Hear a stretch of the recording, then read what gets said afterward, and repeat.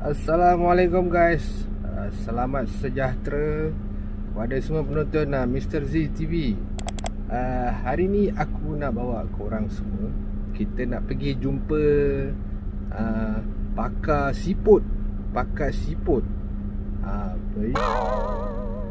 Tapi bukan siput yang ini. Ini siput yang ini. Okey, bengkel ni terletak dekat Batu Tiga Shah Alam. Aku nak jumpa dengan member aku. Dia ni pakar untuk godek siput ni. Tapi bukan buat masak lemak lah kan. Masak lemak tu siput yang tu sedap lah. Tapi ni siput yang lain. Sibut. Bukan sibut musibat, siput. Okay, jom kita gerak pergi ZS Speed Garage Batu Tiga Shah Alam. Kita nak jumpa dengan pakar godek siput ni. Alright, kita gerak dulu.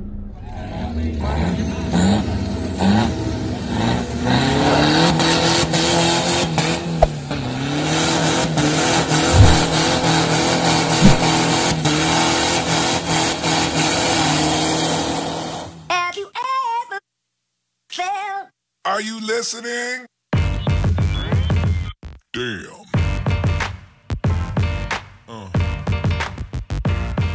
Yeah. Yeah. Yeah.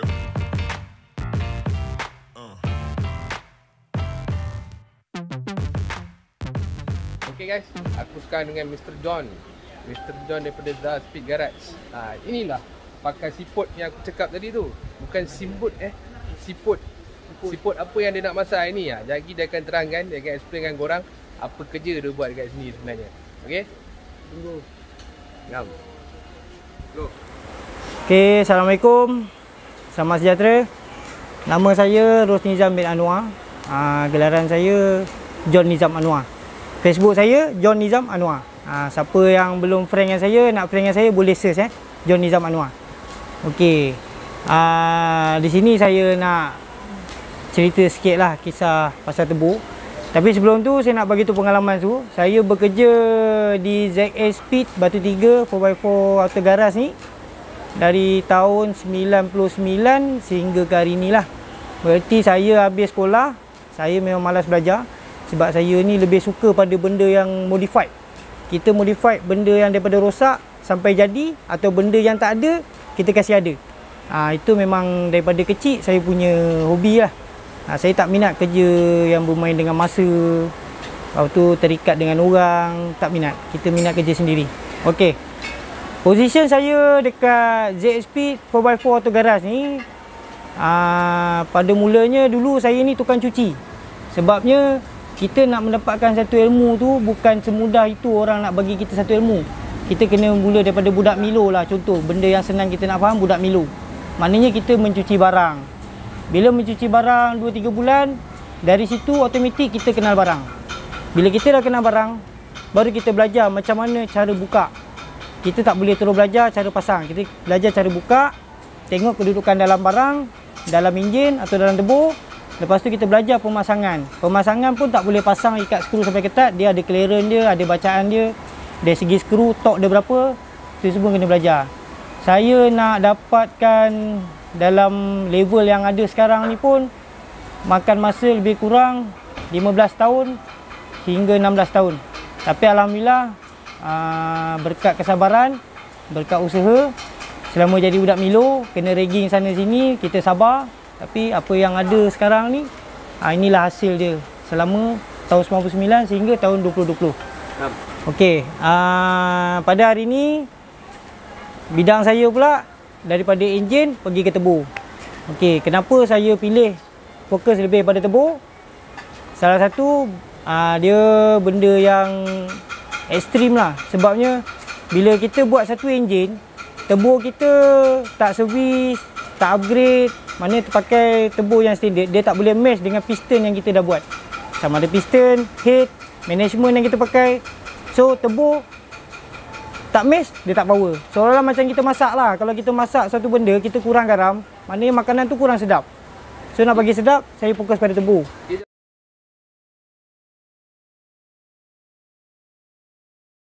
Okey. Turbo ni kebanyakan orang salah faham. Contoh kita beli kereta tak payah jauh, kita beli Triton atau Hilux lah. Kita pakai 5 tahun, benda makin lama makin berkabun, makin lama makin berkabun. Bila berkabun, kipas tu automatik dia akan jadi berat. Turbo still main, tapi power dia tak seperti macam mana mula-mula kita pakai. Sama ada setahun atau 2 tahun yang pertama kita pakai. Bila tahun yang ketiga kita pakai, kita rasa power kurang. Bila tekan minyak lebih, power baru datang, tapi minyak kita pakai banyak. Tu yang kadang-kadang orang datang workshop komplain, bang minyak diesel kuat makan. Bila kita buka turbo, bontot turbo, dalam turbo dah berminyak, dah berkarbon. Turbo still bekerja, tapi kita paksa. Maknanya bukan dia bergerak dengan sukarela. Kita nak dia bergerak secara sukarela. Maknanya kita start je enjin, ada compression, kipas terus pusing. Maknanya tak perlu kita nak paksa dia baru dia nak berpusing.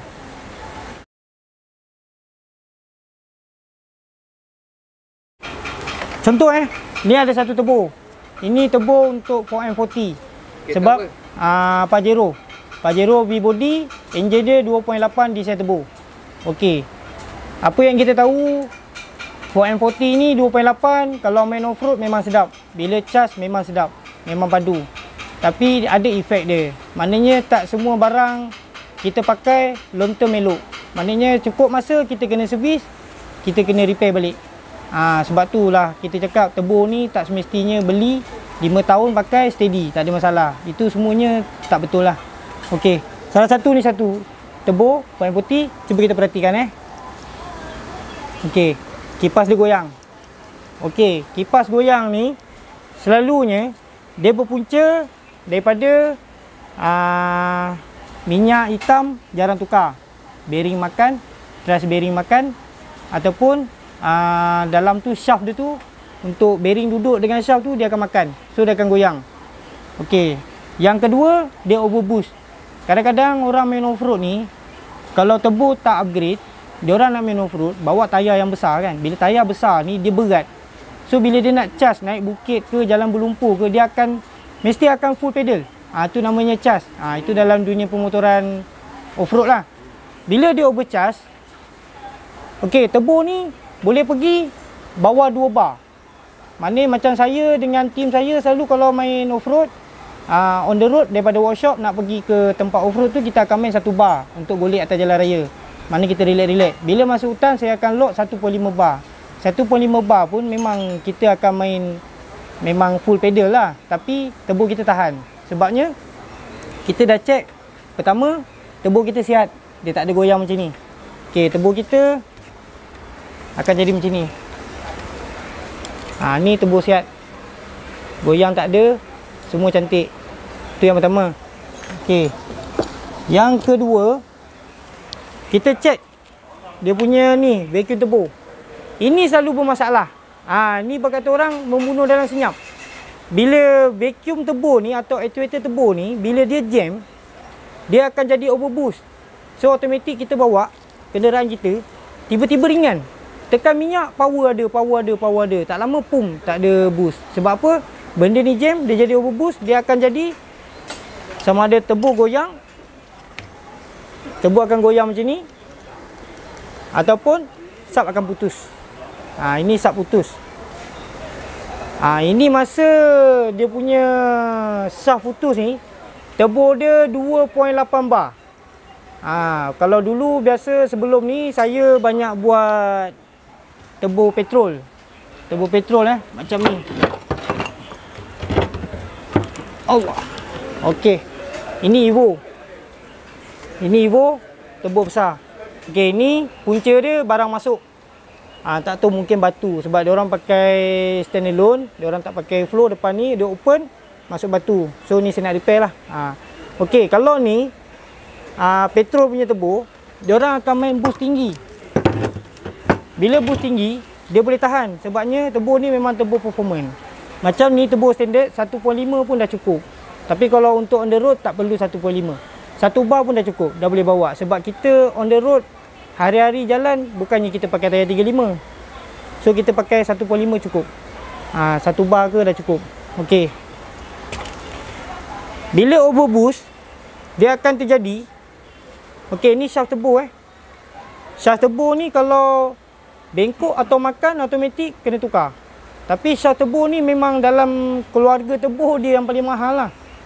Biasanya ini memang kena tukar lah. Kalau bila dia overboost, dia akan jadi macam ni. Okey. Maknanya ring dia ni, dia akan melekat dalam ni.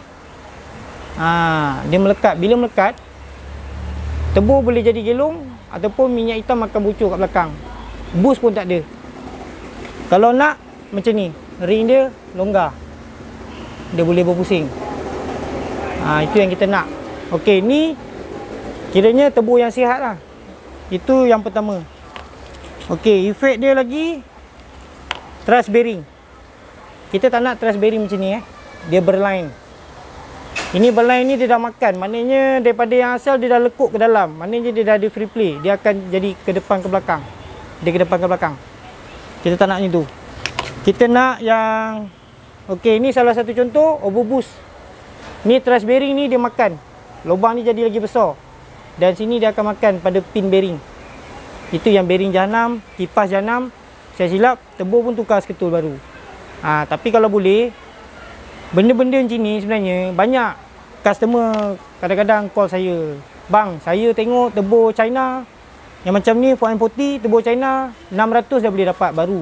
Betul, boleh dapat baru. Tapi kalau main off-road, charge 2-3 kali, confirm bersepai tebu tu. Dalam dia, ketahanan dia memang tak sama dengan yang original. Okey.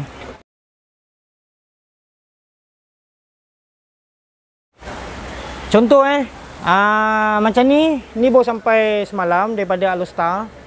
Okey, ni memang regular customer saya lah. So, tebu dia boost masih ada. Tapi tebu dia dah goyang sikit. Dia dah start ada leaking sikit minyak kat sini dia keluar. Lubang ni. Okey. Minyak yang keluar daripada lubang ni kebanyakan datangnya daripada hose bladed, daripada buah cover gasket tu. Buah cover gasket kalau anda tengok ada satu hose keluar pergi ke tebu. Itu uap enjin. Sebab tu kalau kita tengok mana-mana kereta yang berlumba main event 4x4 off-road ke apa kan, diorang mesti pakai oil case tank. Sebabnya dia keluar daripada head, dia pergi perangkat ke oil case tank tu, dia akan masuk balik ke tebu. Ataupun kebanyakan orang buka, buang keluar. Sebab dia yang punca tebu jadi berat, jadi berkarbon, bearing jadi makan. Itu punca-punca dia. Okey, selalu yang saya repair lah. Kebanyakan macam yang ini, point putih ni, ni kita akan buka balik, buka dalam dia. Okey, barang-barang dalam dia macam bearing ada 2 biji, thrust bearing 1. Lepas tu dia ada okey, kon tengah dia ni. Ini kalau awak tengok dia makan. Patutnya dia cantik. Ni dia makan sebabnya ini masa pemasangan. Ni bukan saya pasang lah, ini daripada customer lah. So pomen dia pasang, tebu tu tersengit sikit. So dia paksa-paksa dia akan bengkok. Bila bengkok dia akan makan benda ni. Okey. Banyak yang saya repair tebu selalu problem yang saya jumpa itulah tebu goyang atau berminyak. Sebabnya kalau tebu petrol jarang berminyak. Dia banyaknya saya jumpa dia goyang sebab dia orang main up boost. Kalau macam tebu diesel ni, majoriti minyak bocor. Minyak bocor dia akan keluar daripada pipe sini ataupun pipe sini. Sebab sini adalah angin masuk. Angin masuk tu yang dia sedut daripada bidder hose tu. Dia masuk sini, dia buang ke sini. So intercooler banyak minyak, dia akan sedut balik, dia pergi ke enjin, enjin akan buang balik ke belakang, dia akan tu yang jadinya asap putih. So saya banyak repair, saya buka macam shaft ni, kalau dah tak boleh pakai, kita akan tukar baru lah. Tukar baru, kita akan balancing balik. Tebu ni kalau boleh setiap kali buat, shaft dia wajib balancing. Kalau kita tak balancing, dia akan ada bunyi vibrate, dia bersiul. Bersiul tu ada setengah orang bila dengar tebu bersiul, gempak tebu dia bersiul. Bersiul ni ada 2 jenis. Satu bersiul daripada tebu performance, satu daripada tebu yang tak performance. Maksud tak performance tu tebu tu dia sihat tapi ada sikit something dia tak balancing. Maknanya dia akan goyang tapi makan masa yang lama. Okey.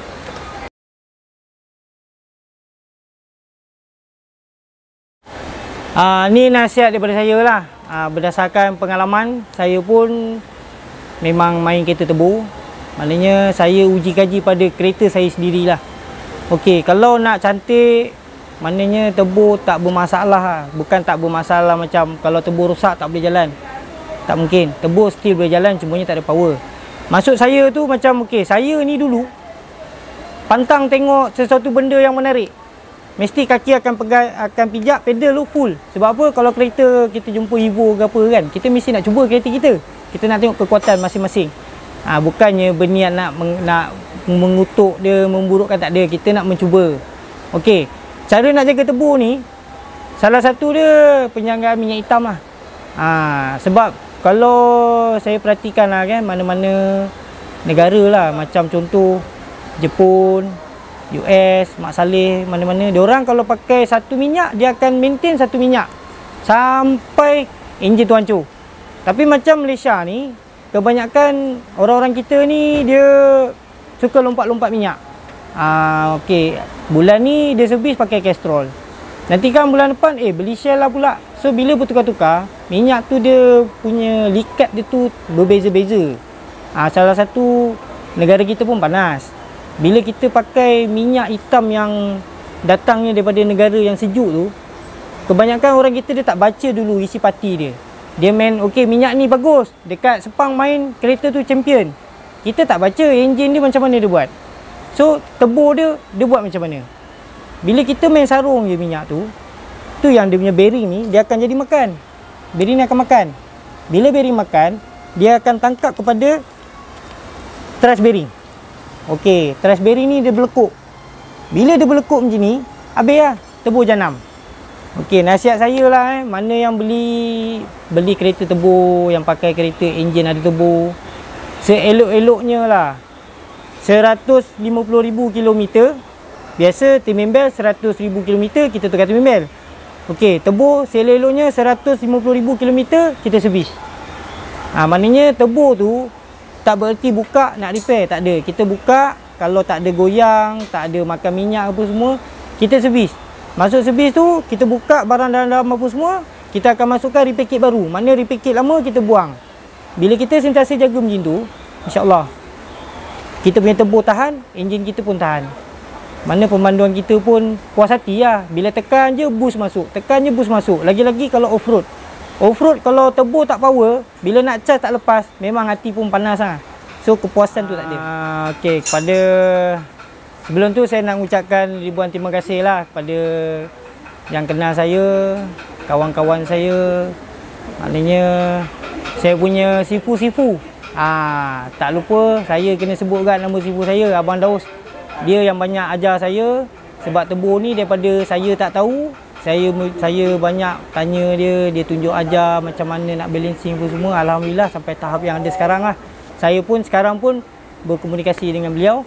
Okey, siapa yang berminat nak hantar repair tebu dengan saya, nak upgrade ke, nak servis ke kan, boleh datang ke ZSP 4x4 Auto Garage Batu 3, ataupun boleh WhatsApp atau call saya 016-746-3094 John Nizam Anwar.